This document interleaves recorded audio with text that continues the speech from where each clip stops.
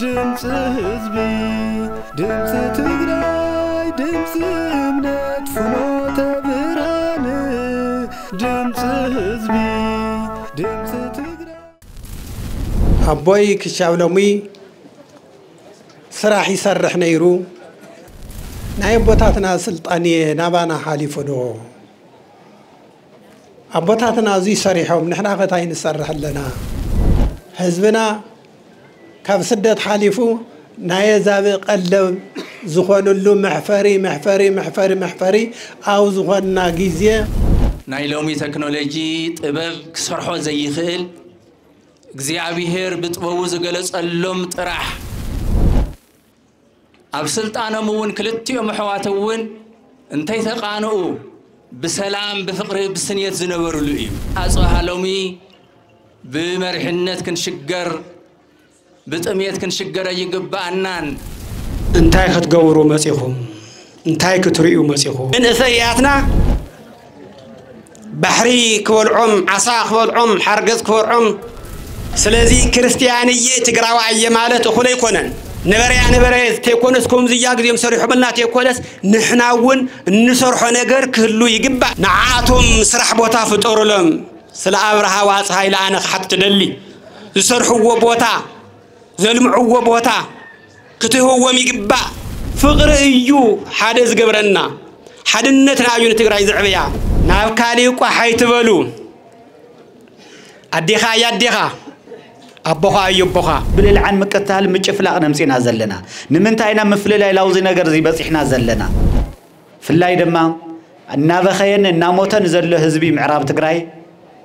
مبلشات شاكرم تكحلف يقول كنا حسب يزقبنا مخنياتو قيد من مخادن تتوديو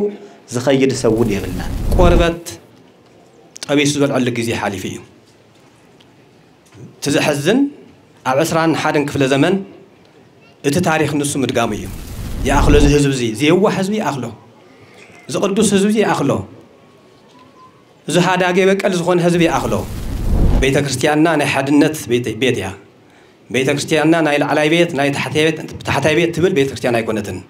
كلهم دقنا حدا يكون معنا نحنا ونعخاتكم حادينا نسخاتكم نزيابير استفلهم يخم زحاسكم وجنزبون قدوسيو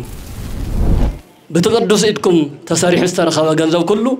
نايزي أبيهر مبا قدوس نجاريو نايزي أبيهر ندحركوينا نايزي أبيهر سرع كنسرح يقبأنا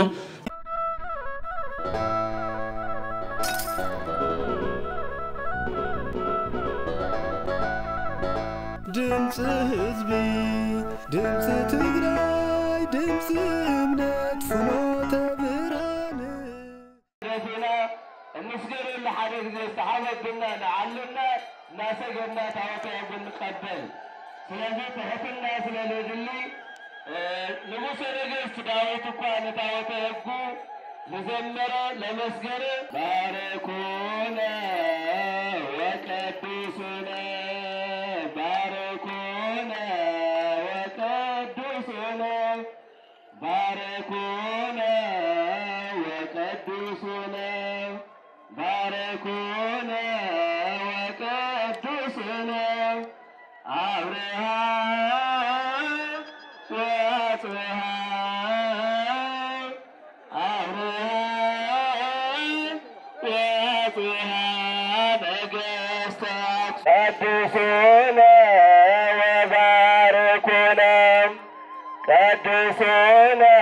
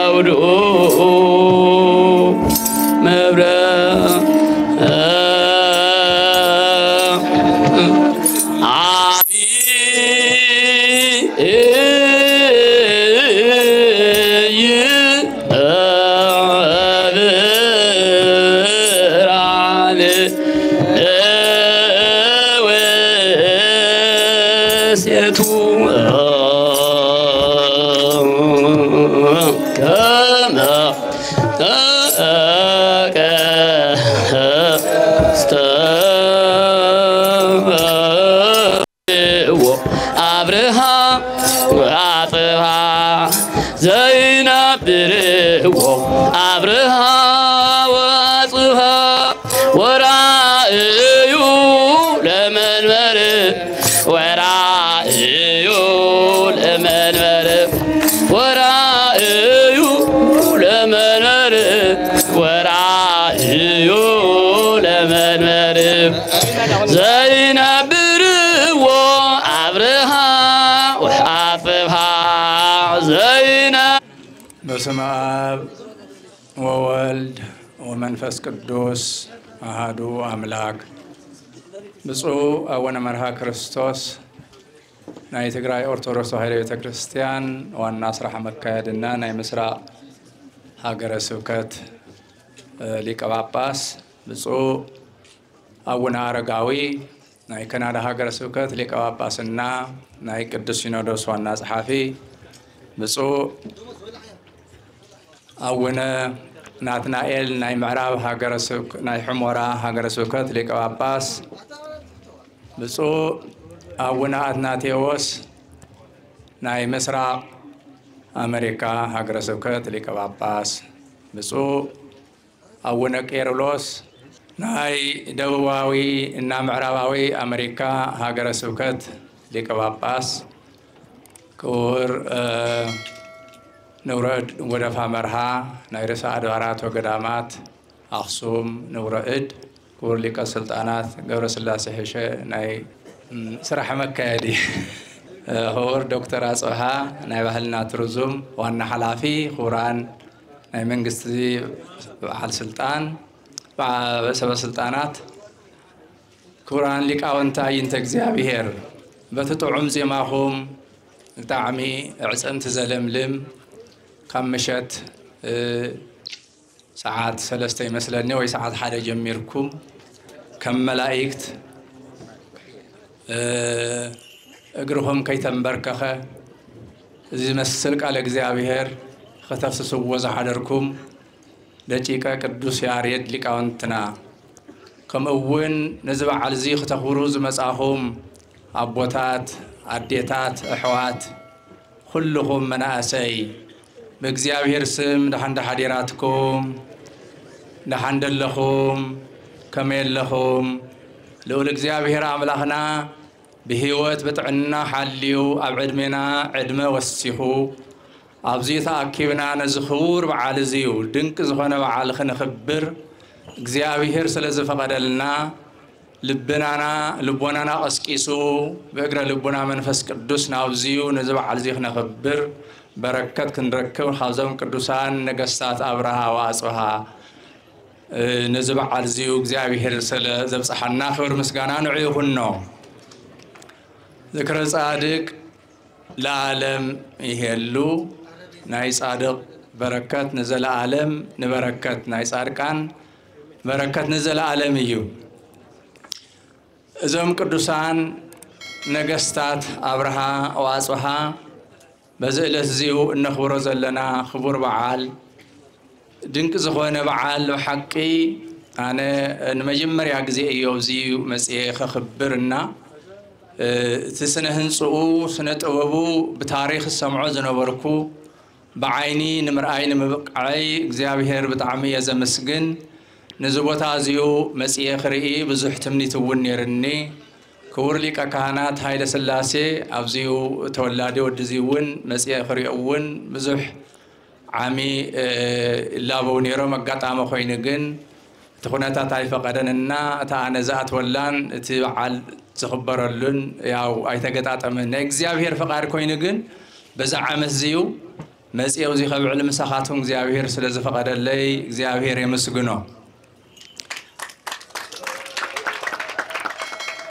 ክቡራን ሊቃነ ጳጳሳት፣ ክቡራን ሊቃውንቲ፣ ዝተኸበርኩም ምእመናን፣ በእውነት ትግራይ ከመይ ቅድስቲ ሃገር እያ። ዝክረ ጻድቅ ለዓለም ይሄሉ ዝበሎ ናይዞም ቅዱሳን ኣቦታት ንዘለዓለም እናተዘከረ ስርሖም ቅዱስነኦም ብራብዓይ ክፍለ ዘመን ዝነበረ ንሃገርና ንምድሪ ኣጋዚ ንኩላ ኢትዮጵያ ብርሃን ኮይኖም ብምምሕዳሮም ብቅድስኖም كم إلوون እግዚአብሔር حريومون نافت قدسنا وتابزحهم بخلت نجار እግዚአብሔር نزم قدسان بمجمريا هزوم كم محادرو ጥበብ ሂብዎም ሰሎሞን ንእግዚአብሔር ሃፍተይ ለመኖን ህዝበይ ዘመሓድረሉ ጥበብ ሃበኒ ኢልዎ ሰሎሞን እግዚአብሔር እውን ማንም ዘይለመነኒ ስኻ ዝለመንካኒ ጥበብ ሂበካለሁ ኢልዎ እግዚአብሔር ሰሎሞን ከአ በጥበቡ أفتاز نبرلا جزيو كم محادر هزوم كم هزوهم محادر طببه وبطببن بمستوعلن هزوم محادر يزوم قدوسان بوتاتنا أبرها صبها أب زمنهم زمن خرستنا استصفححلو እግዚአብሔር طببه ووم كل جزي خرستنا خصفححنتلو ببزوح مكرا بسقاي بموت بسيفيو أب هاجرنا جن زم قدوسان نجستات نساتهم حنقو فايلهم تقبلهم نساتهم مجمر أبنت كوينهم ببصوا أبونا أونا سلامات تميقهم كريستناون بملا هاجرنا خطفح وحزقورو قدوسان نجستات كم أون صارك أنا بوتاتنا أيوم كم زيو بتعم ريري ترى أي فلتنا بعالم أب سلطانه مون كلتيو محواتون انتي ثقانو بسلام بفقر بسنية زنبرو لئيو أب عالمنا تريوو سلطان تحادخ حز تحادخ وص نتحادنا دفاقا نتحادنا وقركا أيو نقوس داويت انكوا داويت ودو بسلطان كني إلو يساردو إذنبر أقسام موداتا بغزا ودو مالتيو زوم قدوسان بوتاتنا أبرها وأصحى جن እግዚአብሔር ስለዛሃረዮም ህይወተሙን በቅድስና ስለስተመልአ ቅዱሳን ስለዝሆኑ ንስልጣን እቲ እግዚአብሔር ዘሃቦም ንኸመሓዱር ኣንበር ናይ ስልጣን ጽምእ ዘይነበሮም ምዃኖም ካብዚ ኢና ንርዳእ ማለት እዩ እቲ እግዚአብሔር ካው ነገስተ ምሰብህዎ ለእግዚአብሔር ከም ዝብሎ በትንግስኖም እንተይ ተዓበዩ ንእግዚአብሔር تنبركيهم السجدو زملهو سلازنورو استري وزلهم زسنة طبب هنسا أو عالم تاريخ دنك تبهايلو خافتهم تمزجيهم زلوا قرصتاتنا أيو أنا وسطو آتي خريان تلوه بتعم زدنق نايلومي تكنولوجي طبب كسرحو زي خيل እግዚአብሔር بتبوو زغلص اللوم طرح بمنفس እግዚአብሔር تمريحهم كسرحو وزهلو أبوتاتي تعم زدنق بيت كريستيان زدنق كاب رابعي كفل الزمن جميرو حساب حزي تري وزلهم حتى نق كازي ولا وسط بزح تأمراتات زلوا مالتي هو زخبركم نا እግዚአብሔር ቤተሰብ ባር احنا ደቃ አብርሃ ዋጽብሃ ናይዘሙ ቦታትና ደቂና ጥበብ ከህልውና ይግባ ሃይማኖት ከህልውና ይግባ ኩልሁም ካብ ደቂቅ ሳብ ልሂቅ መርሐተ ሃገርውን ከም አብርሃ ጽሃ ሆትኮኑ ይግባ ፈሪሃ እግዚአብሔር ከህልወኩም ጥበብ ከህወኩም እግዚአብሔር መስተውዓል ከህወኩም ህዝቦም ተመርሕሉ እዚ ሰርሐ አድዋብ ደቃ አብርሃ ጽሃ ሎሚ بمرحنة كنشجر بتأميت كنشجر يجب أنان إذا طبب السرح زي داو دقوم نحنا خواتم ورثنا حيمانتنا العلك نبلو محدرنا والعل كل العلك نبلو يزقبا نابوتاتنا أنت خبيرنا إن نحنا والعلك نبل إذا قدم نرخصنا نادربنا يكون أنا حدش كنقبل إذا قدم نخبرنا إن أنا أو نوسخنا كنكيد زقبا أنا مالتيو بارك الدسنا مسنقسنا حيزوم نزل تاريخ زيز إحنا بوتاتنا بونت كواسم بركات خنركبينا مسينا إذا بعد زخات تبارك تقدس وعليو سلزي كلنا بهيمانتنا خنصنع بمقبار خنصنع هو أب سلطان زلنا ون نسلطان هرفت يخونن حزبنا خنقلقل زياتهم هزوم زغلغلو يوم بمጨረሻውን እግዚአብሔር ናፍተ ቅድስና ማዕረግ ዘውጽሖም እዮም አብነት ኮይኖምና ንዓቶም ተኸትልና ንሕና ከንታይ ክንገብር ይግባአና هو ኣብ ህይወትና ንሕናውን ኣብ ዘለናዮ በብዘለናዮ ማዕረግ ኩልና ንእግዚአብሔር ከነገልግሎ ይግባእ እግዚአብሔር መን ከም ምዃኑ ክንፈልጦ ይግባእ እግዚአብሔር በእውነትና በሐቅ ሰግዱሉ ይፈቱ ይዝብል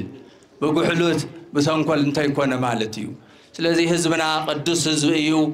ተባረከ ተቀደሰ ህዝብ ይዝሜዳ መሊኡ ዝንሄ በረከት ክረክብ ይመጽዩ በሐቂ ስለዚህ እዚ አቀብና ንውልድ ወለዶ ከነብጽሖ ንርእስናውን ክንፋቀር ፍቅር ክህልወና እግዚአብሔር ክባረኸና ምድርና እግዚአብሔር ክባረኽ አብርሃና አጽሐውን በረከት ኩና አማኸልና ፍቅርን ሰነያን ክህሉ ይግባእ ማለት እዩ ስለዚህ ጻን ሊቃነ ጳጳሳት ዝኸርኩም አይንተ እግዚአብሔር ሊቃውን ዝኸርኩም ምእመናን በሐቂ እዚ ታሪኽ እዚው እዚ በዓል እዚ ክቡር በዓል ድንቅ በዓል እሞ ኩልና ኣብ ህይወትና ኸኣ ንሕናውን በረከት ኢና ክንረክብ መፂና እሞ ናይቲ በረከት ተኻፈልቲ ንኽገብረና እግዚአብሔር ቅዱስ ፍቓድ ይኹነና ደቂ አብርሃ ወአጽብሃ ኸኣ ታሪኽ ሰሪሖም ከይዶም የምና ንሕናውን ታሪኽ ሰረሕቲ ክንከውን ይግባአና ታሪኽ ንዓቀብና ታሪኽውን ክንሰርሕ ይግባአና ሰብ ታሪኽና ሰብ ቅያኢና ህዝብ ትግራይ ጀግና ህዝብ እዩ هو ተጀግንነቱ بكل خون اللو بهايمانوت بسنة مقبار بقدسنا بزي خلو بس سقاوي جقنا زخونو ناي كرستنا دسيت بهال تصوع ونزي من راقا زي أقسمي عمو بزي خا جقنا كهلونا يقبا مالتي سلازي زيابير أملاح بعلنا ناي سلام ناي بركات ناي رديت بعالي قرلنا كابزون قدسان نقصات بطاسنا بركات رديت يحدرلنا زيابير أملاحنا نهزونا نمدنا ون سلام يقبرلنا فصم سلام يحاولنا نمرحتنا ون دسمع لبونا يحاولنا كم أبرها أصها حادو خيناكم ورحنا زيابير قدس فقادي هنالنا لبونا يحاولنا تزرع أزرع سوون بركات يوللنا زموتو سماعي ساسنا ون منقصة سماعي وارسلنا كاب كوفو يسورنا فتارينا وسبحان لእግዚአብሔር ጌታ ኢየሱስ ክርስቶስ ሰባት ኔሮምስ ብዙሓት ተኣኪቦምስ እንታይ ክትገብሩ መጺኹም እንታይ ክትርእዩ መጺኹም ኢሉ ከምዚ ዝብሎም ዘሎ ብሕቶ እዩ ጌታ ቀሪብሎም ምክንያቱ ዘይሰምዑዎ ስለ ዝነበሩ ዘይኽተልዎ ስለ ዝነበሩ ስጋዊ ጥቅሚ ጥራይ ይደልዩ ስለ ዝነበሩ እንተ ነገሮምስ እንተ መሃሮምስ ስለ ዘስተውዕሉሉ እንታይ ክትርእዩ መጺኹም ዝነቃነቕ ሸምበቆ ድዩ እንታይ ክትርእዩ መጺኹም ነብይ ድዩ እኳስ ካብ ነቢያት ዝበልጽ እንሆ ኣሎ ኢሉ أنا دمالهم معنتين تاخن جبر مزينا انتهت جورو مزيهم إلى خم حطهم الكعخات تدلي نسوون تملسنا نساتهم يملسون تمتحطوا نحنا جن ملستينا خنكون نأبرها وعصها جروم زخانة دنك زخانة تبغون نعنا حد يقوم لنا ورسم لنا زخدو تسرحون عو خرئي مسينا دبر نقصت أبرهواس فها قدام كان رئي مسينا قدم بصاونا ماركوسكم هرنان تلو تتباب زقلت اكزيابير ايو سلمون ذا تمسقنون طباب سلز طيق ايو سلز حاتت ايو وواخم تتبهله قدمي خاي نبران حزوون يلن نود قدميتون ودفيتون كما خازبله عي نبرن ايو እንኳን ዶት ተዘለመን ካዮ ህይወካለ ሆይሉ እግዚአብሔር ዘለመናዮን ዘሓተተናየን ሁሉ ችግርናን ጉድለትናን ይምልአልናን ይሃበና ስለዝኾነ ድማ እቲ ጥበብ ዝርከብ እቲ ዕብየት ዝርከብ እቲ ስኔት ዝርከብ በእግዚአብሔር ይምበር ከእግዚአብሔር ወፃኢ ሆይልካ አይርከብን ደቀይ ስለዝኾነ ድማ አብርሃ ወአጽብሃ لك ታፍትናሽ ሰሎሞን ዝበለጸ ጥበብ እዮም ሰሪሖም እዚ ጥራይ ይኮነን መርጥሎ ማርያም አሎ ተድባበ ማርያም አሎ በርበር ማርያም ብደውብ አሎ ሽተን ማርያም አሎ ላሊበላ አካባቢ አቤካ ሚካኤል አሎ አጓሃጽዮን አሎ አብዙሕ ዝሰርሕዎ ካብ ሰሎሞን ዝበልዝ ጥበብ ነይሩዎም ሰሎሞን ንጉስ ጥራዩ ነይሩ አብርሃ ወአጽብሃ ግን ነገስታት ጥራይት የኮኑስ ካህናት እዮም በቅድስና ዝነብሩ በእምነት ዝነበሩ ከም ተቀድም ዝተማሃርናዮ እቲ እምነቶም እዩ ቀደስቲ እዮም ነይሮም በዓልታቶም ቀኔ በቀኔ ዝዝምሩ ዘመስግኑ ዘምስጥሩ ዓበይቲ ወለድ እዮም ነይሮምሞ ስለዚ ንሕና ከም ተተባሃለ ደቆሚና ዓድና ሓዲግና ከንስደድን ተይኮነስ ትናቶም ቅርሲ ተቀቢልና ትናቶም ውርሲ ወሪስና ትግራይና ከንዕብያ ዝግባእ ምዃኑ እዩ ዘርእየና ዘሎ ከምስግን ደለየ ኣኽቢርኩምን ተሓብሒብኩምን ስለዝሓስኩም ወይና መፂና ዘለና እምበሪ ተዘይትሕዝዎ ተዘይትሕብሕብዎ ተዘይትከባኸብዎ ነይርኩም ፈሪሱ ምቃርዮ ነይሩ ትስፈርስ ነይሩ ንሕና ኣነ ንስኻትኩም ሎማዓንቲ እዚ በረከቱ እዚ ክርከብ ኣብዚ የሚተረኸብናን እግዚአብሔር አምላክና በተሞቦታትና ሓዲሩ ናታቶም መንፈስው መባኻትኩም ሓዲሩ ስለዛ አከበና ስለዘራኸበና ስለዘሰበሰበና ክብር ምስጋና ንሉ እግዚአብሔር ይኹን አይተመስገኑ ወንዲኹም ስለዚ ክርስቲያንዬ ትግራዋየ ማለት እኹለ ይኮነን ታይዳ ከም አቶም ክንከውን አዳሃነት ክንከውን ይግበአና نبرة تكونس كم زياق زي مسرح بلنا تكونس نحناون نسرح نجار كله يجبع بفلاي من إثياتنا بحري كول عم عصا كول عم حرقز كول عم عفيت كندي يحزن عفيت كندي مع انتهاء غسل سلزي دكنا من إثيات كم زي مسألة تاريخ ذلكم دكتم سرحتي تاريخ كوينكم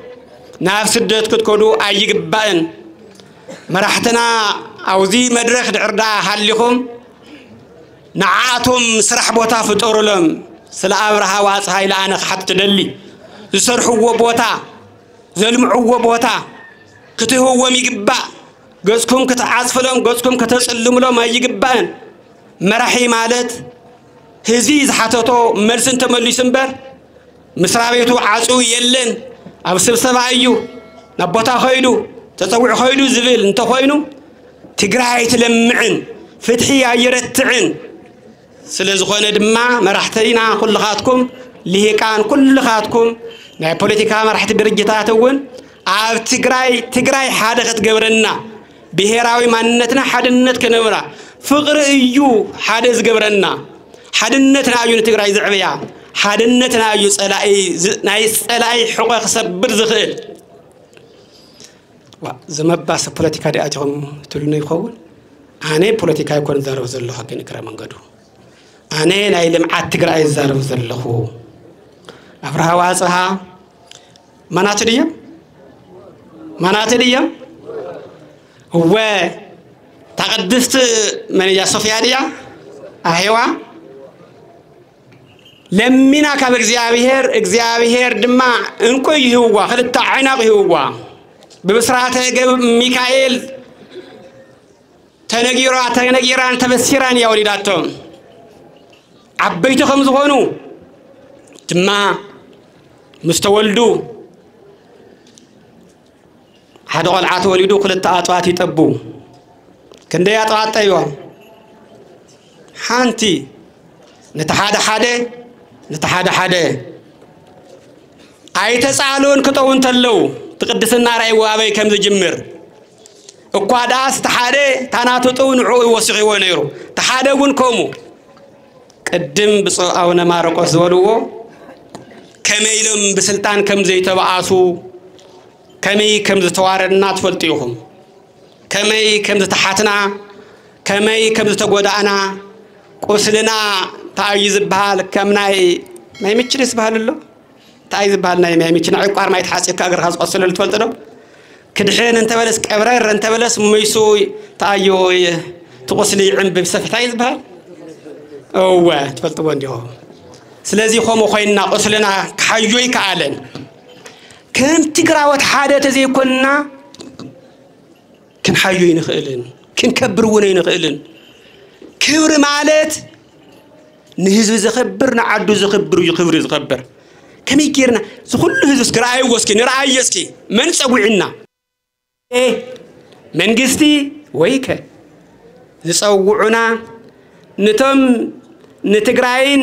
تا إثيوبيا تبهالن أفريقيا وانتي كري زمرحون زم حاضرون زنورو نايتم بالهتات نايتم آمنتي قدسان بروخات أبوتاتنا أبرها واصفها فقرن بركاتن يوس أوعنا بركات محدرنا كرومي عدلنا كم أتم حادنتي عدلنا نحنا جن كيف سبيل نتيقنا بيت كريستياننا كسعم نبز خيد ننطقو سلكون ننطقو قاوي ننطقو انت خوينا كم يكرنا هنا بركات كنقبل شماغلينا واردنا حفتنا قدانا حاونا قدانا كم يجرنا فقه بنا اغزيابير كم يجرو حدنت كبنا اغزيابير ريخم مرت مقدسم لما عنت كواز خونا ينبع نيرو بنايت بركتهم ارى لما عنت السمع هو حد بايو معارون زن ولا تبهيلو معار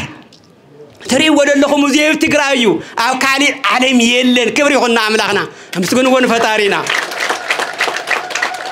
بخالي من قدي لما انا مريت لتنقطقيتو دو كاليخه معاز كندي غزي بقدامي 4 غزي لما انت خسميكم مدو انا لما انت سميته كامرقاسي قسقسني لما انت وتناويصيو بركات دي مسلكم بركات دي مسلنا حادنتنا نستم ازي ملكتيو قدفو حوارو سمارو ايزلنا زلو እግዚአብሔር حورت ያበና እግዚአብሔር حادنت ያበና እግዚአብሔር ፍቅር ያበና ስለዚህ አነ ሁሉ ዝደሊ ከም ትግራወት ኮይና ሓደ ንኹን መንበረ ሰላማ نعخاتكم بأخاتكم غيرو نسخاتكم نعنا حاريكم أبطات لكم نالكم مسانا خونو حجزنا صليلنا منبر سلامنا اعبيلنا نابكاليكو حيتبلو أديخا يديخا أبوخا يبوخا زيدخا حفتخا كو أديخا كتكون يتخن تخدي حفتخا دو ديخا يا أموخا دو أديخا يا حوبوخا دو أبويو حاو كادو بخايو أبوخا بينو يبوخا من وير سلام أيا أدينا ديا أم من وير سلام أقول ديكم سكدم تخم اسمعوني ليك أونتنا من وير سلام أديكم لبخم من وير سلام أديو حساوكم من وير سلام أديو دمس أي سمعكم أي سمعون كزيمو أري سمعون إيش እግዚአብሔር سمعهم እግዚአብሔር مساوهم يكون أمو كمتي زمراي قدس داويت تنابلتي وصو امجبز مسافنتي كموصيو أقسماويت زخونة صيون جن تقراي جن ناب እግዚአብሔር إيدا تزرقه سلازي زم قدسان نغزابير إيدوم نازرقحو إيدوم እግዚአብሔር ህሊናውም እግዚአብሔር ዘሃቡ ህይወቶምን እናዋውሮምን ምስ እግዚአብሔር ዝገበሩ ካልኦቶም ዝጽገሙሉ ጊዜ ካልኦቶም ዝሽገሩሉ ጊዜ ንሳቶም ግን ናብ እግዚአብሔር ኢዶም እናዘርግሑ ናብ እግዚአብሔር እናጸለዩ ነዛ ምድርን ነዛ ዘለናላ ንሰዓት ንነዊሕ ዘመናት ታሪክን ቅርስን እናሰርሑ ተቀደማይ ነገር ምናኒኦም ህይወቶም እቲ ኻልኣይ ድማ ንግስናኦም እቲ ምናኒኦም ቅዱሳን ምዃኖም ምስቶም ኣቦና ብፁዕ ኣባ ሰላማ ክሳቴ ብርሃን ተጠሚቆም እቲ ናይ ቤተ ክርስቲያን ስርዓትን ሕግን ተማሂሮም ኣብ ቤተ ክርስቲያን ዘለዎም ዓብይ ውለታ ነቲ መንፈሳዊ ዝኾነ ክርስትና ሃይማኖት ንክስፋሕፋሕ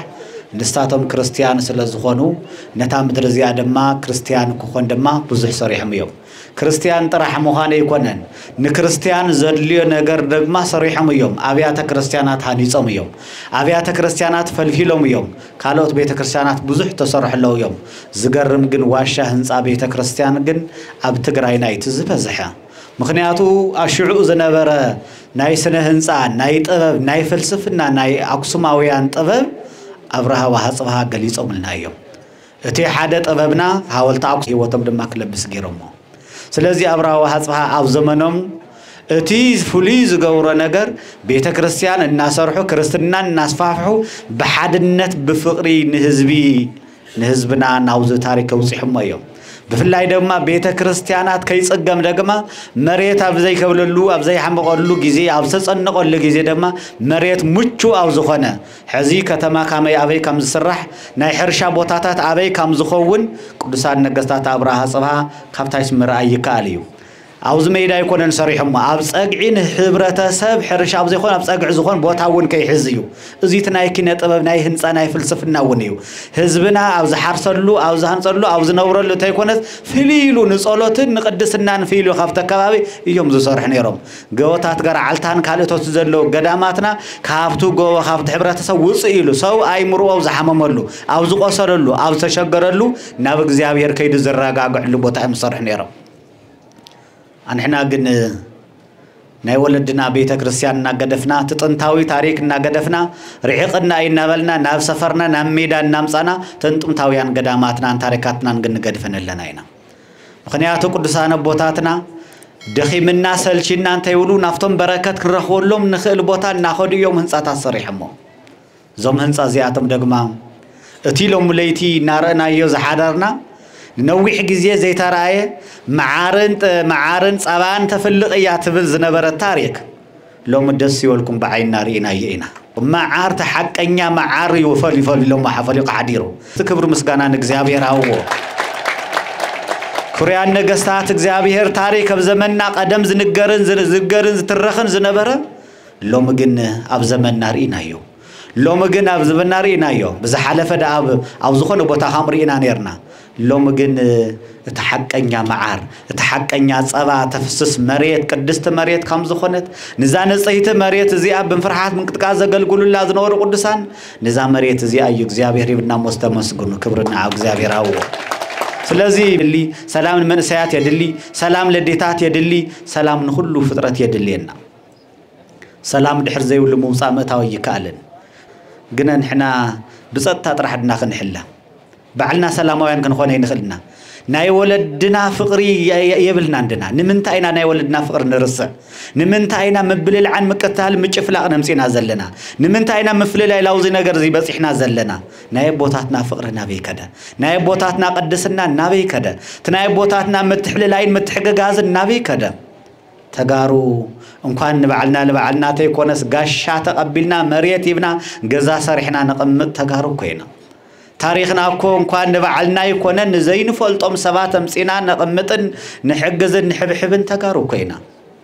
ናበይ ከይዱት ናይ ቀደም ፍቅርና አንሕና ናይ ወለድና አሰር ዘይንኸተለን ታይ ኮይና ባዓልና ለባዓልና ንበላላዕ ዘለና ንጣፋእ ዘለና ንምንታዩ ፍርያን ነገስታት ኣብርሃ ወሃጽብሃ ዛምድር እዚኣ ብፍቅርን በሓልዮትን ገዚኦም ንቱ ክብር ዝኾነ ደግማ በሰማይትነት ዝዓረፉሉ መዓልት ክንመጽእ ከለና ፍላይ ድማ ናይ መንግስቲ ሰራሕተኛታት ሓለፍቲ ዘለኹም ህዝቢ እንታይ ይብለና ኣለበሉ ህዝቢ እንታይ ይብለና ኣለበሉ ንህዝቢ ታየድልዮ በሉ ንህዝቢ ዝግብኦ ነገር ይገበረሉ ህዝቢ ኣዳምጽዎ ንህዝቢ ስምዕዎ ሰሰምዕናዮ መፍትሒ ሰላም እዩ ካብ ሰላም ወጻይ መማረጽውን የብልናን ካብ ሰላም ወጻይ ምንም ትርጉም የውልን ሰላም ዕረፍት እዩ ሰላም ፍቅር እዩ ሰላም ድቃስ ኣለዎ ምክንያቱ ዝነሓለፍና የጊዜ ሰላም ሲናሉ ንፈልጠና ስለዚህ ህዝብ ትግራይ ናይ ካሊ ከይብሰና بعلنا نبعلنا نبأسلو بعلنا لبعلنا نصالحلو بعلنا لبعلنا نفلاليلو بعلنا لبعلنا حدن دق حدن وشتن خدلو زمن كبقع يزلو كام تغارو خنمكرلنا كام تغارو خنحسبلنا كام تغارو اهين مهينلنا تግራይና ካብ ዘላቶ ጸገምን መከራን ክነውጻይ ዝግበና ካም ንሙሴ ጠንካራታት ኮይና ንህዝብ ጥራህን ሐስብ ጊዜና ሐጽር ኮይኑ አብዛዝ አብዛ ዓለም እዚኣ ኩንትራት ያዘላትና ማአዝ ከነኸይድ ሞት ሐዚልና ሞት ተሸኪምና ንነብር ሰባት ኮይና ስለዚህ ስልጣን ነባረ ይኮነን كل ነገር ሐላፍ እዩ ዘይሐልፍ ታሪክ ጥራህ እዩ ታሪክ ይህያው ዝኸውን ታሪክ ሰሪሕና ህያው ዝኾነ ክንሰርሕ ይዝግበና ስለዚህ ሁሪያን ነገስታት አብራዋ ሐጽባ ንዛ ምድር እዚኣ ካብ ጫፍ እስከ ጫፍ ንዛ ዓለም እዚኣ በሰናይ ምሕደራ መሓዲሮም ክርስትና ስፋሕፊሖም ታሪኮም እናተዘከረ እናተወደሰ ልዕሊክ እንደይ ዘመን ገርናለና ታሪኮም ነገስታት ቅዱሳን ዝኾኑ ብድሕሪኦም ውን ሁሪያን ነገስታት ብዙሓት ሓሊፎም እዮም ብድሕሪኦም ውን ኣለኹም ይኹም ታሪክ ጽሓፈልኩም ህዝቡኩም ከፍቅረኩም ሓወልቲ ክሰርሐልኩም እንተኾይኑ ንህዝቢ ከተሓስበለኩም ህዝቢ ትግራይ ያእኽሎ እዩ ፍላይ ድማ እናበኸየን እናሞተን ዘሎ ህዝቢ ምዕራብ ትግራይ መበል ሻድሻይ ክረምቲ ክሓልፍ የውሉን መበል ሻድሻይ ክረምቲ ዓመት ክነብር የውሉን ክንመኻኸር ይዝግበና كنحسب يزقبنا مخنياتو قيد مخادو تتوديو زخيد سوون يبلنا نشاغرو سوون يبلنا ندحنا سوون يبلنا سلازي قيد مهزم مشغاركم نهزبي كتشاغرو يقبا كبرت يابلنا እግዚአብሔር ይባርኩም ሰናይ በዓል ይግበረልና ተፈሱ በእግዚአብሔር ወታሰዩ ጻድቃኑ ወተመከው ኩልኩም ሩጣን ልብ ኦ ጻድቃን በእግዚአብሔር ደስ ይበልኩም ሓጎሱን ግበሩ ቁንዓት ልቢ ተመክሑ ወይም ዕልል በሉ ነብይ እግዚአብሔር ቅዱስ ዳዊት መዝሙር 32 ቁጥር 11 ዝዘመሮ አምላኻው ቃል እዩ ነብይ እግዚአብሔር ቅዱስ ዳዊት ስለዛ ሓለፈን ስለዝመጽን በትንቢታዊ ቃል ይሁን ንቅዱሳን ዝግቦን ኩሉ ዘሚሩ ዝሓለፈ አቦና እዩ ስለዚህ ቅዱስ ዳዊት ነብዓት ጻድቃን አቦታትና ነገስታት አብራዋ አጽብሃ ይሁን ነቶም ካልኦት ቅዱሳን ካፍቱንሱ ዝነበረሉ ይሁን ቅድሚ ዝነበሩ ካብ አብርሃም ይስሐቅ ያዕቆብ ካብ ቅዱሳን አቦታትና አዳም ቀዳሚ ፍጥረት ጀሚሩ ከሳብ ክርስቶስ አምላኽና ተመሊሱ ለዓለም ክሕልፍ ዝመጽእ ንዝለዓል ዓጉይሶም ነጊሶም ዝነብሩሉ ህይወት ስለዝረኸቡ ማለት ይሞ ንሕና ድማ ብዝሃቦም ብዝዓደሎም ጥበብ አንደበት ተጠቂሞም ቅዱስ ቃሉ ብስፍሓት አሕሊፎምና ሰሚዕና ኢና እግዚአብሔር አምላኽ ሰማዕና ይብን ልቡና ይሕድረልና ሰሚዕና ክንተርፍ ዘይኮነስ ሰሚዕና ኣብ ተግባር ከነውዕሎ ቅዱስ መንፈሱ ይርዳአና ስለዚህ ሕጽር ከብሎ ኣብዚ ተረኺብና ዘለና ንምታይ ከም ዝኾነ ንምታይ ዓላማ ከም ዝኾነ ያው ንፈልጦ ኢና ምትርጓም አይድልዮን ነቶም ቅዱሳን አቦታትና ከነኽብር ኢና እዚውን ቅዱስ ቃሉ መሰረት ገይርና ኢና ነኽብሮም ዘለና ሓደ ሰባት እግዚአብሔር ዝዓደሎም ሰባት እንኳን በኸምዚ ዓይነት ብድምቀት ቅዱሳን ከኹረ ይኮነን ንቅዱሳን ዘርሕቁ ንቅዱሳን ዘቃልሉ እዮም ኮይኖም ተረኺቦም ዘለዉ ናይ ቅዱሳን ቅድስት ዝኾነት ኣዴና ቅድስት ድንግል ማርያም ዘይኽብሩ ብዙሓት እዮም ብዝረኸበ አንደበት ገይሮም ብዝተፈላለየ ቃላት ገልጹ ንሰምዖም እግዚአብሔር አምላኽ ናብ ልቦም ይብለሶም ንሕና ግን ናይቶም ቅዱሳን አቦታትና እምነት ናይ ታሪክ ሃይማኖት ዝኾነት ተኸተልቲ ስለዝኾና ታ መስመር ኦርቶዶክሳዊት ኦርቶዶክስ ተዋህዶ ቤተክርስቲያን ትግራይ ካብ መጀመርያ 34 ዓመተ ምህረት እቲ ገንዘብ ሚኒስተር ነበረና አክሱም ንኢየሩሳሌም ከይዱ መስቶም ሐዋርያት መንፈስ ቅዱስ ኣብ ዝወረደሉ ሰዓት ኣብኡ ተረኺቡ ፈጣሪዮ መስጊኑ እታ እምነት ናይ ክርስቶስ ወልደ አምላክ ካብ ሰማያት ከም ዝወረደ ካብ ቅድስት ድንግል ማርያም ከም ዝተወለደ ከም ዝተሰቀለ ከም ዝሞተ ንሞት ብሓይለ መለኮት ደምሲሱ ተንሲኡ ንሰማያት ዓሪጉ ኣብ 40 መዓልቲ ኣብ ዝዓረገ ኣብ 10 መዓልቲ መንፈስ ቅዱስ ሊኹሎም መንፈስ ቅዱስ በብቋንቋም ክገልጸሎም ከለና ሐዋርያት ሰሚዑ ዝመጸ አክሱማዊ ትግራዋይ ባኮስ እዩ ካብኡ ጀሚሩ ክሳብ ሎሚ እታ እምነት ርቲእታ ኮይና ቀጽላላ አቡነ ሰላማ ከሳቴ ብርሃን እውን ጥምቀት ሙሉእ ክህነት ካብ ግብጽ ሒዘም መጽኦም ስልጣነ ጵጵስና ሃይላ ካብ 330 ዓመተ ምህረት ጀሚሩ ክሳብ ሎሚ ክንደይ ዘመን ከይገና ኣለና ክንደይ ዘመን ኣቁጢርና ኣለና ሕሰብዎ እዩ ትግራይና ቆርበት ጠቢሱ ዝበልዐሉ ግዜ ሓሊፉ እዩ ትዝሕዝን ኣብ 21 ክፍለ ዘመን እቲ ታሪክ ንሱ ምድጋሙ እዩ እዚ ድማ ናይ መራሕትና ስንፍና እዩ ናይ ፖለቲካ መራሕትና ስንፍና ንትግራይ ህዝቢ ናብ ድከቱ የእትወሉ ማለት እዩ ክሳብ ሎሚ 17 ዓመት ዝኣክል ዓዲ ኣብ ናይ ልምዓት ማማ ኣሚጠማ ነገር ግን እሱ ክብሪ ዘይኮነስ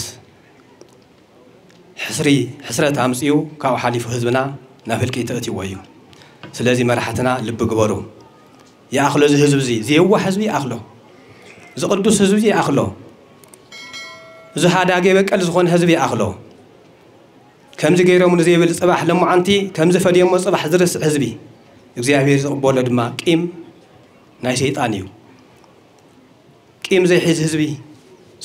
ሰዓድ መሪሕነት በብኽለ ዘመኑ ይሃልቕ ኣሎ መራሕትና ልቢ ግበሩ ኣብዚ ሕጂ ሰዓት ዶ መተፈላለኹም ነርኩም ልዕሊ 1 ሚልዮን ዝኣክል ህዝቢ ሃሊቑ ዶ ፖስት ጄኖሳይድ ከምዚ ዓይነት ነገራት ምትፈጸመ ነይሩ مستفلالهم لنيركم تاي محزين كان تاي جبر الكس كان تاي جبر حجون مرحتنا أي رفدن حاد خنولنا إنا نزلنا بيت كريستياننا سوء وج بيت كريستياننا نحد النت بيتها بيت كريستياننا نايل على بيت نايل تحت بيت تبل بيت كريستياننا يكونتن كلهم دقنا حدا يكون معنا نحنا ونعخاتكم حدا إنا نوسعكم سلازي ناي تقرأ أرثوذكس تهادو بيت كريستيان لا تفلالهم حزبنا تودوا أزلهم بسدة بتأمية إنه توجزوكم يا زلا حدنا تزي مسيحهم ترجموكم يا زلا نهزبنا أبز الشكر زي بمتاوكم على ديو حجون أي رفدنا حدنا نعو نعم عرق نعو كريستنا سلازي تردكم كويو كريستنا سلازي برهالكم كويو إنه آدم من دكون كون حمشت ميت زمن زأكل أب تحت ديابلوس لا تجزؤوا أم مكرا أبز نور الجزية بفترة زي كن قويتا جزيابير أبو نتحد ود متكأت هذه ولا حدون نحد ودون أبز عالم زي ليه عالم كل من أنتي خدحن بقوم أنت خدحن نايز العالم هو من ترك كمبر كيت أف نحد ودنا أبز عالم الآخر إذا لأن يوحنا سونكين بعرف سلسته كثر عصر شديسته سلازي نهزهم كتولو تخايلكم التريف زول لك جينوسايد كاب جزء مدر خطف تفريدو زنبر حزبي بإግዚአብሔር أملاخ محرت كتف زي كعال حزبي نزاري تريف النازل حزبي شريس خيط أفا مسوا أي تخفيلكم من تهزهم كتولو تخايلكم تحلفوا يقبع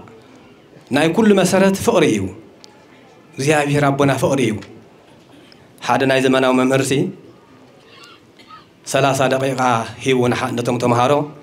نا እግዚአብሔር كبري نا እግዚአብሔር بحرن نا شيطان بحرن جلس زبل نا نا عيو نا جزا عيو ويدما نا كلاس عيو هيوم كلاس ورك ديز بحال كاوت حدا تمهاراي أمسيو እግዚአብሔር روحيو እግዚአብሔር محاريو እግዚአብሔር قرب حاليو እግዚአብሔር نابله تحنتي دبتر تحنتي ورقت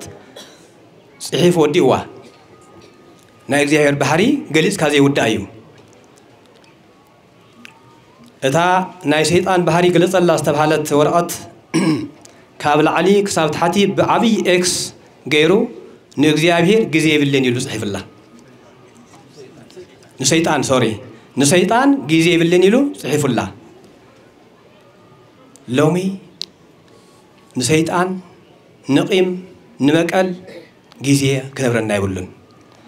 نفقري نحاد النت نلمعات أبراواز واسرح وتاريخ دا ترخنا نطعمنا نتولد بممهار كنحلفو يقبلنا إذن تجينا نايب حقي دقيقة ነገስታት አብራዋ አጽዋ ሆይናልና ማለት ይሞ እግዚአብሔር አምላክ ዝኽፍጽምልና نسحاسو زلنا كله زي جنقنا زل كله حليفو رهوا كسانت سلام قنعت زخونت رتيت زخونت بالمعات زغولبتت زمعبدت هاجر تግራይ كرينا قدوس فؤاد يخوننا እግዚአብሔር አምላክና ከቅዱሳን አባታትና በረከት ረድኤት ይሕድረልና አንተሙስ ቅዱሳን ለእግዚአብሔር ወዝኒ ንዋይ ቅዱስ ውእቱ ወርቅኒ ወብሩር መባኡ ለእግዚአብሔር አምላከ አበዊነ መጽሐፈ ዕዝራ ቀዳማዊ ምዕራፍ 8 ቁጥሪ 28 ንስኻትኩም ንእግዚአብሔር استفلهم يخم زحاسكم وجنزب ون قدوس እዩ زي حسكم وزمصاهم ورقن برورن املاح ابوتاتنا እግዚአብሔር ዝቀበሎ ንጹህ መስዋዕት እዩ ይብል ዕዝራ ነብይ ንስኻትኩም ንእግዚአብሔር ዝተፈለኹም ይኹም ንሕና ኩላትና እስክበሉ كلخاتكم اسكتناغروا نحنا كلاتنا نእግዚአብሔር ዝተፈለና ኢና በትክክል እዩ ዕዝራ ህዝብ እስራኤል አኪቡ ንስኻትኩም ንእግዚአብሔር ዝተፈለኹም ይኹም ካብ ምንታይ ዝተፈለኹም ካብ ምድራዊ ነገር ካብ ሓሰት ካብ ስርቂ ካብ ዓመጽ ካብ ምትላል ካብ ምጭርባር ካብ ሰይጣን ካብ ተግባር ሰይጣን ተፈሊኹም ንእግዚአብሔር ዝተቀደስኩም ይኹም ኢልዎ ንስኻትኩም ጥራሕተ ይኮንኩምስ እቲ ዝሓስኩም ወገንዘብ ኣብ ጅባኹም ዘሎ ይኹን ኣብ ገዛኹም ብትቅዱስ ኢድኩም ተሰሪሑ ዝተረኸበ ገንዘብ ኩሉ ናይ እግዚአብሔር መባእ ቅዱስ ነገር እዩ ኢሉ ሕዝውን ህዝብና ህዝብ እግዚአብሔር እዩ ዓድና ሃገር እግዚአብሔር እያ نحناون نእግዚአብሔር ዝተፈለና ኢና ምንም እንኳ አማኸልና ስንፍና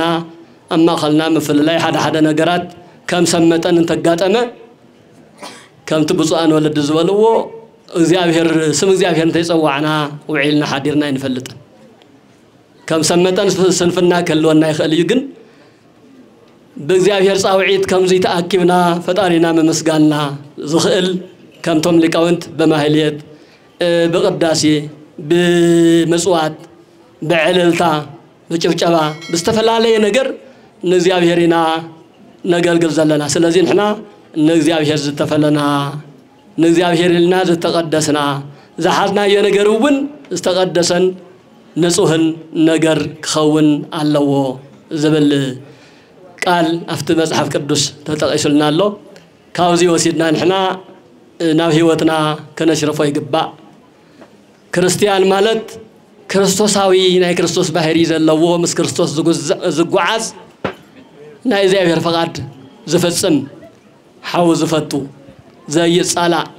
ዘይባኣስ እንተተባኣሰውን ቀልጢፉ ዝዕረቕ ዘይጻረፍ ዘይጋገን ተተጋጊውን ቀልጢፉ ዝእርም እዩ ክርስቲያን ዝበሃል ነዚ ድማ ክርስቲያን ኩሉን እግዚአብሔር ዝተፈልየ እዩ ሰብ ኩሉ ናይ እግዚአብሔር ፍጥረት እዩ ካብ ሰብ ኩሉ ደሞ ፍልይ ዝበለ እግዚአብሔር አምላኹ ዘኽብር ዝፈልጥ ክርስቲያን ማሕበረሰብ ንእግዚአብሔር ዝተቀደሰ ህዝብ እዩ ስለዚ ናይ እግዚአብሔር እንድሕር ኮይና ናይ እግዚአብሔር ስራሕ ክንሰርሕ ይግባአና ምስ እግዚአብሔር ክንነብር ይግባአና ካብ ሰብ ተሓዊና ካብ ሰብ ገለልና ገለ ዘይኮነ ነገር ክንሰርሕ ንኽእልና ካብ እግዚአብሔር ክነምልጥ ካብ እግዚአብሔር كنحبا جن أين خلن نحنا نእግዚአብሔር ዝተቀደስና ህዝብ ስለዝኾንና ቅድስናና አጥንዕና ከነብር የግባ ዝብል መልእኽቲ አሕሊፈ ወስብሐት ለእግዚአብሔር ጋይስ ፈለማ እንኳን እነዚህ ክቡር ዓመታዊ ክብረ በዓል ደብረ ነገስት አብርሃ ወአጽብሃ ንምኽባር ኣብቲ ቅዱስ ስፍራ በሰላም አራኸበና እንኳን በሰላም መጻኹን ክብል ፈቲ ብፃና አቦ ሊቃነ ጳጳሳት ገዳማት ወአድባራት አክሱም ጽዮን መቀለን ካብ ካልኦት ከባቢታትን ኣብዚ ቦታ ብምርካብ ክብረ በዓልና ብዚ ደረጃ እዚ ዝደመቀ ዝወቀበ ፍጹም ሃይማኖታዊ ብዝኾነ መንገዲ ክኽበር ኣብዚ በዓል ብምርካብኩም እንኳን በሰላም መጻኹም ትግራይ ዓድና ከምቲ ዝፍለጥ ህዝብና ከም ኣኽሱማውያን ወለድና ወነንቲ ስልጡን ኣተሓሳስባ ሰብ ጥበብን ብልሕን እምነትን ሳይነስን ትግሃትን ጽንዓትን መንባሮም ካብቶም ብዙሓት ህልዋት ምስክራት ሓደ እቲ ሎማዓንቲ ተረኺብናሉ ዘለና ገዳምና ገዳም ኣብርሃ ወኣጽብሃ ሓደ እዩ ምልኣተ ጥበብ ወለድና ኣብ ሓደ ቦታ ክንርኢ ክንምርምር ከነድንቕ ዘኽእለና ሓደ ገዳም ትግራይ እዩ ወለድና ከምኒ ገዳም ኣብርሃ ወኣጽብሃ ሰሪሖም ሓሊፎም ጥራሕ ዘይኮነስ ዓቂቦም እውን ናብ ዝወለዶ እዚ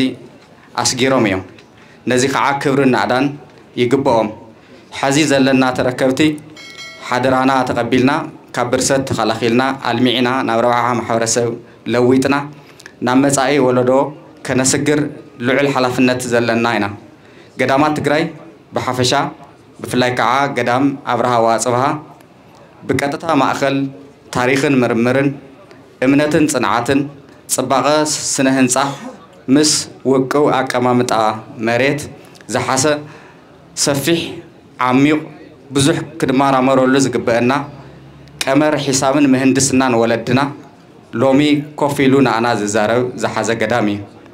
ፍጹምነት ልክዒት ጥበብ ሕርያ ቦታ ውሕልልና ኣመራረፃ ንድፊ ኣወፃፅኣ ንድፊ ወለድና ምስ ሙሉእ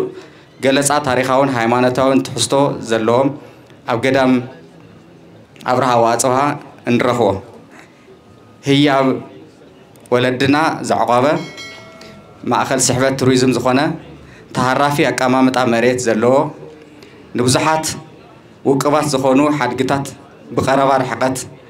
ዝመዓደ ሰፊሕ ጸጋ ትግራይ እዩ እዚ ሰፊሕ ጸጋ ዝሓዘ ጸጉኡ ጥራሕ ዘይኮነስ ሓላፍነት እውን ዝኸበደና ብዙሕ ክንሰርሐሉ ዝግበአና ገዳምና እዩ ዝተወሰኑ ንምጥቃስ ዝኣክል ሕቶ ጽገኑ ንነዊሕ ግዜ ናተንከባለለ ዝመፀ ገዳምና ኮይኑ ከም ቢሮ ባህል ቱሪዝምን ክልል ትግራይ ምስሊ ምልከቶም ዓለምለኻውን ሃገራውን ብፍላይ ከዓ ምስ ህዝብና ኮይንና ናፃዓርናሉ ዝፀንሐና ምዃንና ይፍለጥ ብፍላይ ምስ ጉጅለ መጽናዕቲ በዓል መዚ ሓድጊ ኢትዮጵያ ምስ ክኢላታት ቢሮ ባህል ቱሪዝምን ብሓባር ብምዃን ዘለዎ መጠን ፀገም ንምፍላይ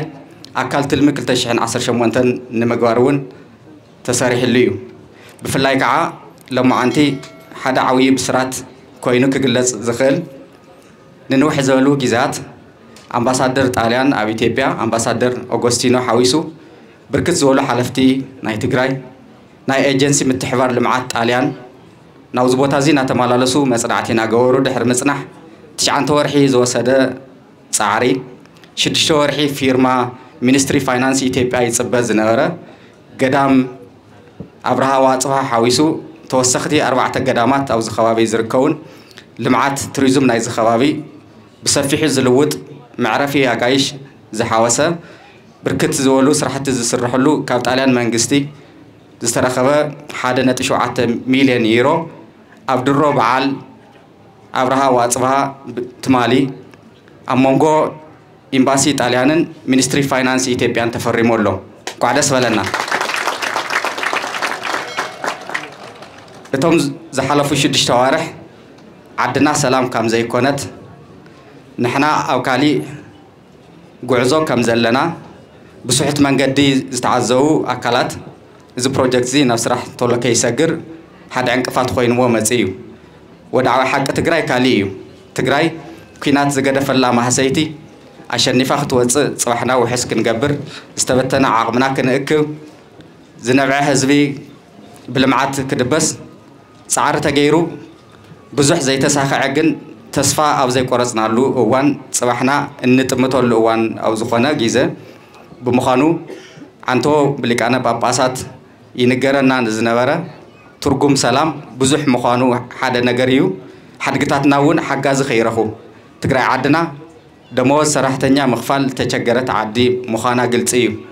ሰኣናየ ነገር ክንረክብ ቅድሚያ ሰላም ክህለ ኣለዎ ሰላም ተመኒኻ ጥራሕ ዝመፃ ኣይኮነን ሰሪሕካ እምበር ስለዚ ዓድና ሰላም ገይሩልና እዞም ከምዚኦም ዝመሰሉ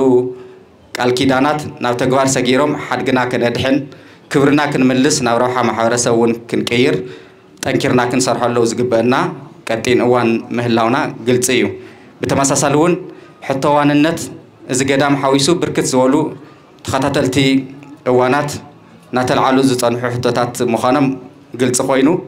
ዝተጀመረ ቃልሲ ተጠናኺሩ ከም ዝቕጽል ብዘጋጣሚ እዚ ክሕብር ፈቲ ካልኦት ገዳማትና እውን ብሓውና ኣስመላሽ ይግለጹ ዝነበሩን ካልኦትን ኣብ መላእ ትግራይ ዝርከቡ ሓድግታትና ሓለዋ ዘድልዮም ጽገና ዘድልዮም ዋንነቶም ክረጋገጸሎም ዝግባእ ናብ ረብሓ ማሕበረሰብ ክልወጥ ኢሉ እውን ትማሊ ወለድና ማእኸል ምርምር ማእኸል መጽናዕቲ ማእኸል ልምዓት ዝነበሩ ምዃኖም ፈሊጥና ሎሚ ንረድኤት ዘቋምት ኣእምሮ ዝዝርጋሕ ኢድ ጠጠው ከብል ዓርሰ ምርኮሳ ከነረጋግጽ ጸላእቲ ጸገምና ሪኦም ረኸቦ ዕድል ክንምልስ ከምዚኦም ዝመሰሉ ክብረ በዓላት እንትበዓሉ ብፍሉይ ትርጉም ብፍሉይ ቆላሕታ ብፍሉይ ምድግጋፍ ክኸውን ብዘጋጣሚ እዚ ለዋይ ከቕርብ ይደሊ ኣካል እዚ ዝኾነ ኣብ ራብዓይ ክፍለ ዘመን ዝበቐለ ናይ ጥበብ ቦታ ኮይና ክብረ በዓል ኣብርሃ ወኣጽብሃ እንትነኽብር ከምቲ ቅድም ኢሉ ይግለጽ ዝነበረ ሕብረት ኣብርሃ ወኣጽብሃ ንከምዚ ዝመሰሉ ጥበብ ኣብ መሬት ክዓርፍ ዝነበረ ግደ ንምርዳእ ንሕና ደቂ መን ምዃንና ብቐረባ ክንፈልጥ ኣበይ ምንታይ ኩነታት ከም ዘለና እውን ክንርዳእ ካብዚ እውን ከመይ ክንወፅእ ከም ዝግብአና ካብቲ ጠጠው ኢሉ ንኣና ዝጥምስ ዘሎ ጥበብን ኣብዚ ኮፍ ኢሎም ዘይተገንጸሉ ኣቦታትና ዝመኽሩና ዘሎ ምኽርን ብዙሕ ዓቕሚ ክንእልሽ እዩ ትኻሊእ እውን ሎሚ ሸኒፍካ ፀብሓ ምውሓስ ናይ ወለድና ክብሪ ምዃኑ ኣብ ከምዚ ዝመሰሉ ምስብሳባት ንረኽቦ ህርኩትነት ወለድና እውን ብተመሳሳሊ ዓርሰ ምርኮሳ ትማሊ ወለድና ዘጽንሑና ብፍላይ ከዓ ኣብ ዘመነ ደቂቀ እስጢፋኖስ ኣብዚሕና ንፈልጦ ጸጋ ትግራይ እዩ ተጸባይነትን ስደትን ክንጽየፍ ዓቕምና ከይብተን ጸላእትና ንዕቆምና ከይቐርዩ ጽባሕና እውን ዝኸፈአ ንኸይኸውን ኣብ ከምዚ ዝመሰሉ ክብረ በዓላት ዝሓልፉ መልእኽትታት ሓዊሱ ዝግበሩ ናይ ልምዓት ዘተታት እውን ዓበይቲ ዓቕምታት ትግራይ እዮም ክንጥቀመሎም ይግባእ ጻዕርን ዓቕልን እውን ናይዚ ከምዚ ዝመሰሉ ስብስብ ትሩፋት ምዃኑ ፈሊጥና ብግዛዊ ፈተና ርእሱ ዘድንን ወላዲ ኣይወለደናን ጸገማቱ ናብ ረብሓ ወይ ናብ ጸጋ ብምቕያር ዘመኑ ዘምጽኦ ጸገም ተጻዊሩ ወለዱ ዘጽንሕዎ መወቀላዊ ፍልጠት ተጠቂሙ ንቅድሚት ዝስጉም ወለዶ ይወሊድና እሞ እዚኦም ኣብ ከምዚ ዝመሰሉ ምስብሳባት ንረኽቦም ምኽርታት ኣስተምህሮታት ስለ ዝኾኑ ከም ቢሮ ባህሊ ቱሪዝም ክልል ትግራይ ፍሉይ ጠመተ ሂብና እንሰርሐሎም ብዙሕ እውን ተስፋ ንገብረሎም ዓድና ተሓወየሉ ሓደ መንገዲ ምዃኑ ንኣምን ብዘጋጣሚ እዚ እዚ በዓል ከምዚ ኢሉ ክበዓል ፍጹም ሃይማኖታዊ ትሕዝቶ ጥራሕ ሒዙ ክቕጽል ካብ ዓሚ ጀሚሩ እንሪኦም ዘለና ብዙሓት ንእምነትና ዝጻውኡ ንኽብሪ ዝቦታ ዘይምጥኑ ስራሕቲ እናተረፉ ብሊቃነ ጳጳሳት ተደሚቖም ኣመራርሓ ካብ ዞባ ጀሚሩ እስካዕ ለለናሉ ቦታ ከምዚ ዝመሰሉ ምንባብ እናተገበሩ ጽቡቓት በዓላት ክንሕልፍ ሰብ ዝጠቕሞ ሒዙ ክኸይድ ዝገብሩ በዓላት ናኾኑ ስለ ዝመፁ ልዑል ምስጋና ኣለና መንክር እግዚአብሔር በላዕለ ቅዱሳን ይሁ እግዚአብሔር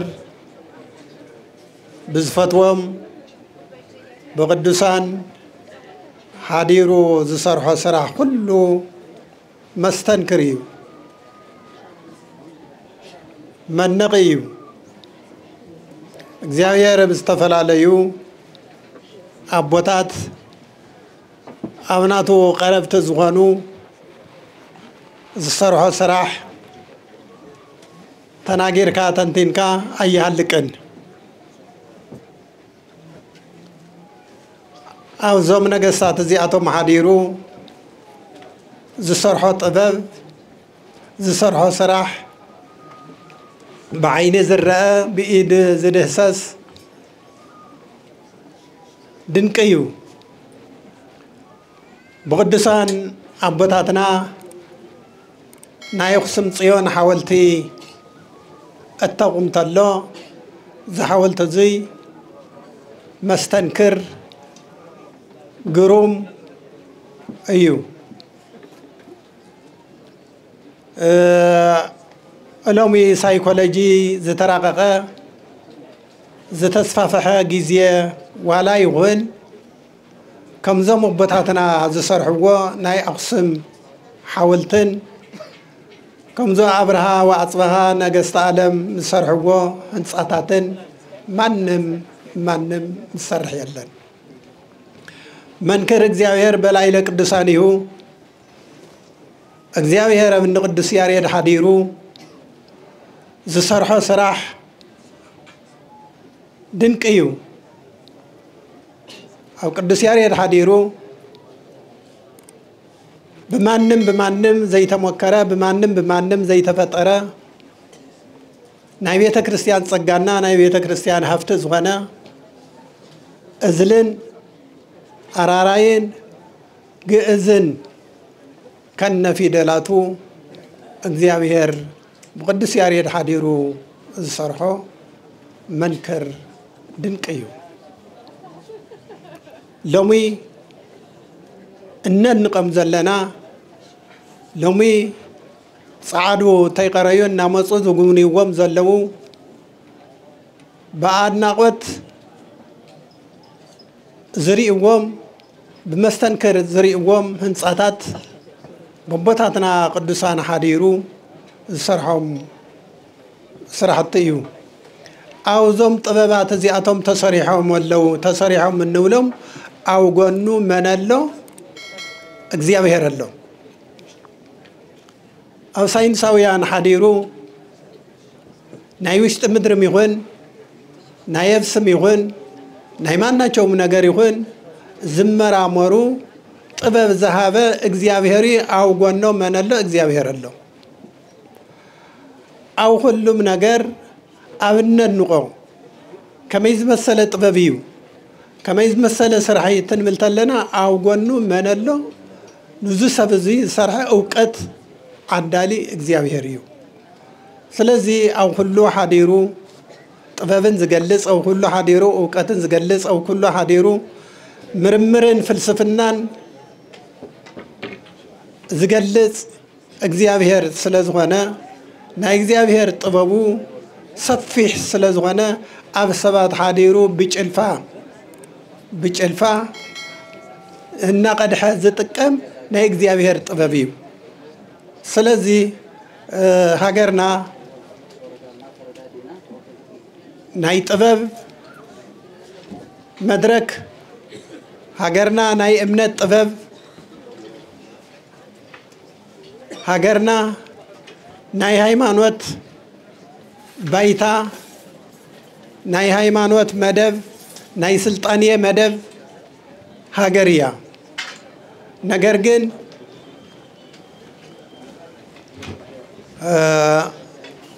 ጀታ እንታይ ይብል አውየኒ ይገብር እስከይ እዚየ ወአነሂ እገብር ይብል አቦይ ክሻብሎሚ ስራሕ ይሰርሕ ነይሩ موت يلعل حموم يفوس أين سور يدحين قباطة يقنع حنكاس يقنع يرتع صمام يسمع نيرو أنا دمو نزل لخوه نزفت أخوه كسرح سلطان علني يفل نايبوتاتنا سلطاني نابانا حالي فدو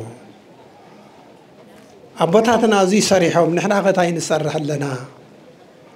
أبوتاتنا مستنكر زغنا نعلم مستنكر زغنا عالم زدنا قلم صراحة صريحهم حالفهم نحن أنا ما أمكان دغم أتوم غيرنا نسرح ترى دارينا مسرحهم كواس أوينا ترى دارينا مسرح ترى دارينا هاجرنا مقنع ترى دارينا لمعات ملمع ترى دارينا أنا بحدا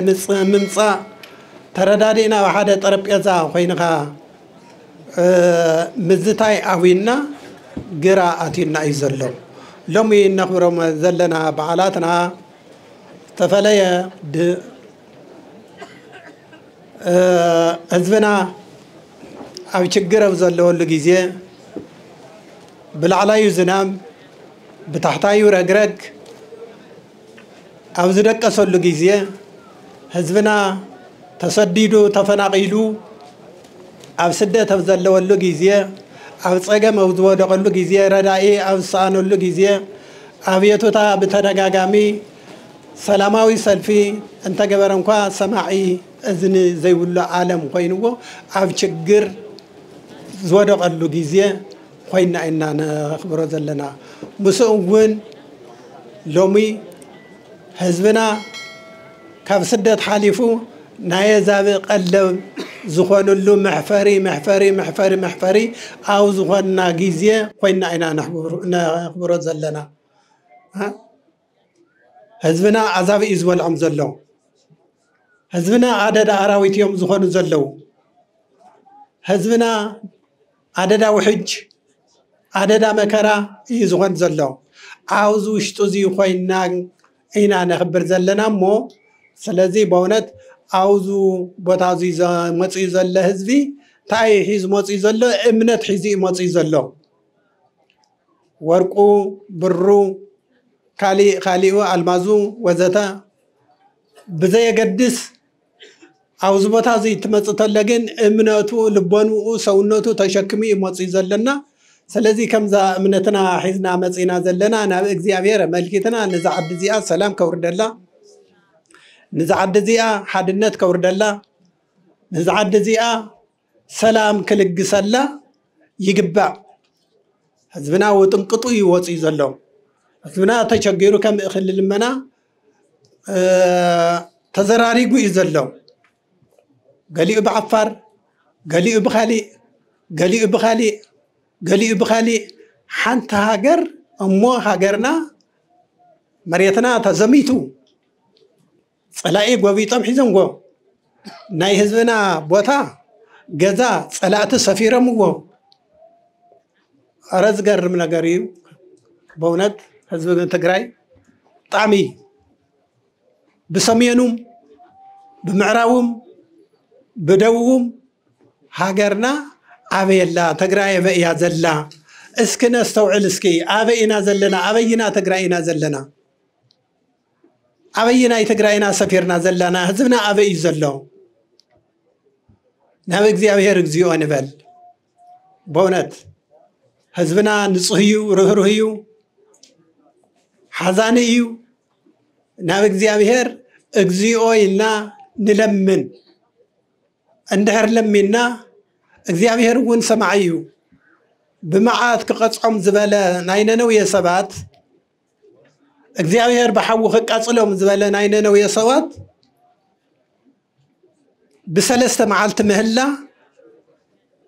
بسلست معالت مهلا تماحيرم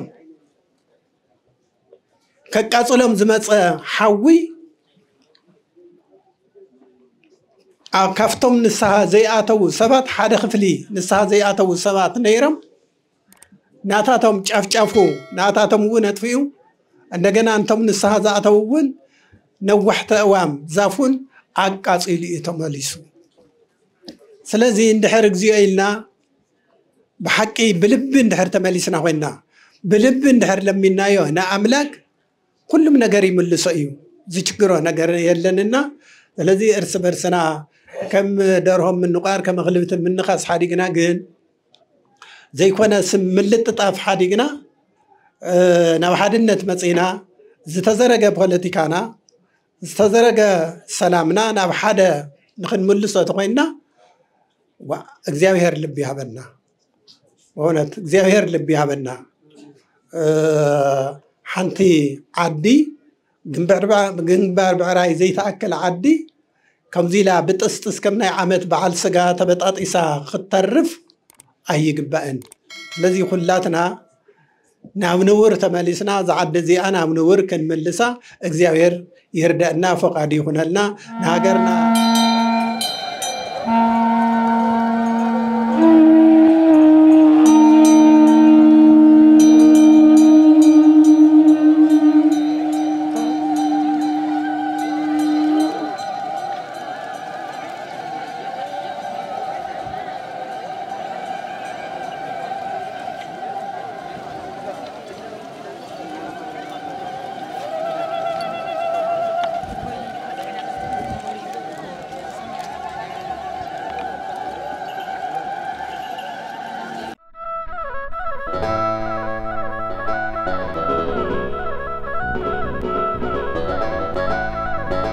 ድምፂ ህዝቢ ድምፂ ትግራይ ድምፂ እምነት ፍኖተ ብርሃን ድምፂ ህዝቢ ድምፂ ትግራይ ድምፂ እምነት ፍኖተ ብርሃን ድምፂ ውፅዕ ፍኖተ ብርሃን ድምፂ ሓቂ ፍኖተ ብርሃን